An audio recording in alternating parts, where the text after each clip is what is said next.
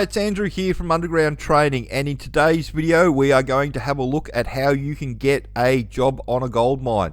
So if we come over to our website, Underground Training, in the new starters column right at the top there is the page called How to Get a Mining Job on a Gold Mine. So if we click on that page and scroll down, you'll see there is some how-tos. So we're going to identify the right job, we're going to know what the employers want, we're going to understand the hiring process, we're going to craft a strong resume, prepare for the interview, and maximize your job search. To start with, there's a few videos to watch. This video shows you how much you can earn. So the top jobs on the underground crew, you can make up to $400,000 a year for a twin boom jumbo operator, but it's good money going all the way through. So most people start on about $90,000 a year, and then it goes up from there.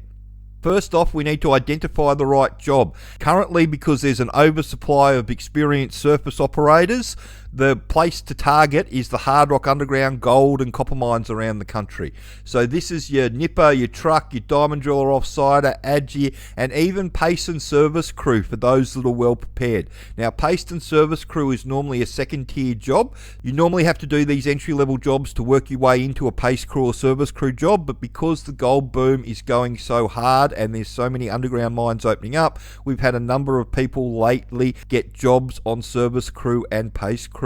So shout out to Ben and Torsten who did that, and there's a few other people around the place that have gotten themselves service crew jobs like the Human Skid Mark, if you want to go back and have a look at his comments on our YouTube channel. So if you type underground into Seek, you'll see all the jobs come up, and if we go over there now, it's underground into Seek and you hit spin, you'll see there's almost 2,000 jobs come up, and there's lots of new to industry and entry level stuff. So all the nipper, the truck, offsider, it's all entry level, guys. So if you come down here, there's jobs all over the country, and they're looking for people that know how the mine works so they can be thrown in the deep end. So there's lots of jobs there that you can see, and if we come over to our map of Australia with all our mines on it, you can see that these are all the gold and copper mines loaded up that are all active around Australia, and you can see there's lots of mines around the country that are all looking for people. Once you work out that underground's the place to go, then you need to work out what the employers are looking for. And while you get a lot of influencers telling you to go and get equipment tickets, unfortunately none of the employers that we deal with can use the R2 equipment tickets. They all have to issue their own on-site equipment tickets and procedures, and when you move site you have to redo everything on the new site you go to. It's a ginormous pain in the ass every time you move site, but it's the way they made the industry safer. Now, the downside of doing it like this is that there's nowhere apart from our training that you can go to learn how the mine works. The only other way to learn how the mine works is to get a job with the company and do the company training. And because of this, they have a really high turnover, unfortunately.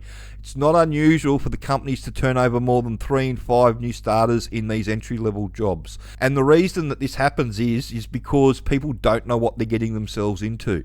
They get a large number of people that get to site and they last 3 days to 3 weeks, and they all say the same thing on the way out. It's not what I thought it was going to be. So one of the most powerful things that you can do from the point of view of getting a job is to learn how it all works, be able to use the language correctly, and show the employers you know exactly what you're getting yourself into, so you can take that off the table. It makes a huge difference when you can actually communicate in their own language to the foreman in the interview. If you come down here, you can have a look at our Wall of Fame page, and you can have a look at this video. This is a video that I did a few months ago. It goes into how they actually train you on site. So I look at it from the point of view of a truck driver doing the training, the bogger operator getting involved in the training, and when the shift boss has to get involved in the training.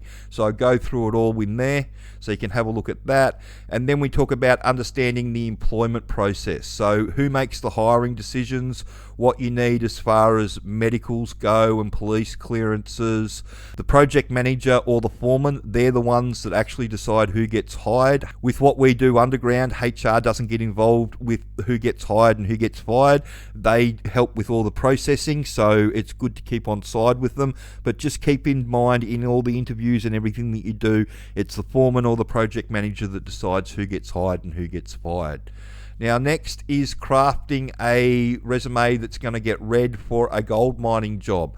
and you can have a look at this video that I've done here. It goes into a lot of detail about how we produce one of the resumes for one of our training packages, and we show you the difference between that resume and why that's going to get read, and why the current resumes that are going around from a lot of the resume writers aren't going to get read for these underground jobs. The whole idea is to put in your resume, the training, that's going to flag the system, and then I'm yet to meet a foreman that doesn't want to talk to somebody that's done the training, because it only takes 5 minutes to work out whether you've studied or not. And if you've studied, then they probably got somebody that they're going to be able to get up to speed in a couple of swings, opposed to the 2 to 3 months it normally takes, and without the huge turnover. So the people that come through that do the training that get jobs, it goes down to a less than 10% failure rate, and that's what's attractive to the employers. But we're not a tick and flick course, we're an old-fashioned study course. You've got to learn the information for it to be effective.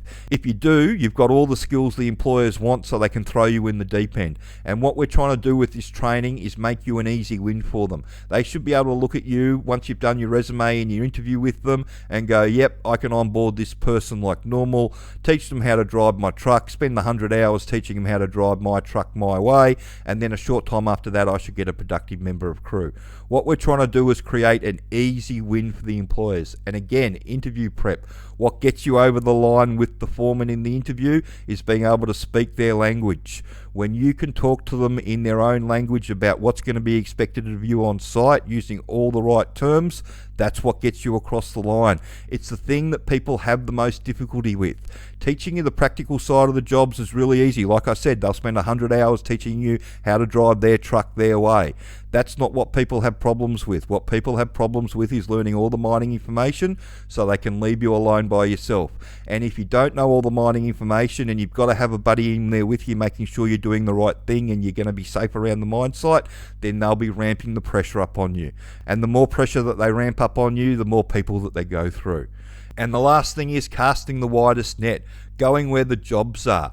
So if you need to go to a mining hub, so Brisbane and Townsville and Perth and Adelaide are all mining hubs. Adelaide's got all the copper mines that are fly in, fly out.